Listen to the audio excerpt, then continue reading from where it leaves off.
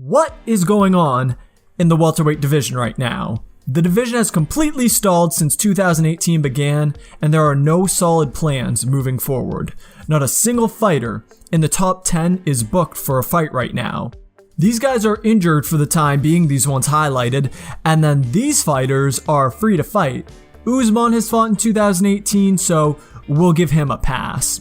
The champion, Tyron Woodley, is coming off of shoulder surgery, so he'll be on the mend for a bit, but even if he was healthy, there isn't a clear number one contender for him.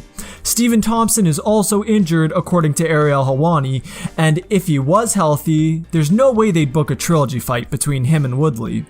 Dos Anjos is the most likely top contender, having just beaten Robbie Lawler, but he has no champion to fight, so what do you do with him? Colby Covington is in the same place as RDA, top of the rankings, just beat Demian Maia. So do you put RDA and Covington against each other, or have them fight a lower ranked fighter? Robbie Lawler is injured, so he's out for the rest of 2018. Demian Maia is free to fight, but he's kind of a prospect killer and has some dull performances recently. The UFC is likely in no rush to book him for a fight. Masvidal is coming off of a loss to Wonderboy and would likely want to fight a guy ranked 10-15 to get back into the win column. Or he could fight the guy right below him. Darren Till is scheduled to fight in Liverpool, but he doesn't actually have an opponent. Not sure why the UFC would book a fighter for a fight if he doesn't have an opponent. Usman fought in January, so again, like I said, he gets a pass, but he has been rumored to be Darren Till's opponent for the Liverpool card. Neil Magny is just sitting in the wings at number 9. He just beat Carlos Condit, good win, but he does have 2 losses against top 10 guys, RDA and Demian Maia. Ponzinibbio rounds it out at number 10, has won 6 straight, and that is the biggest problem with the top 10 right now.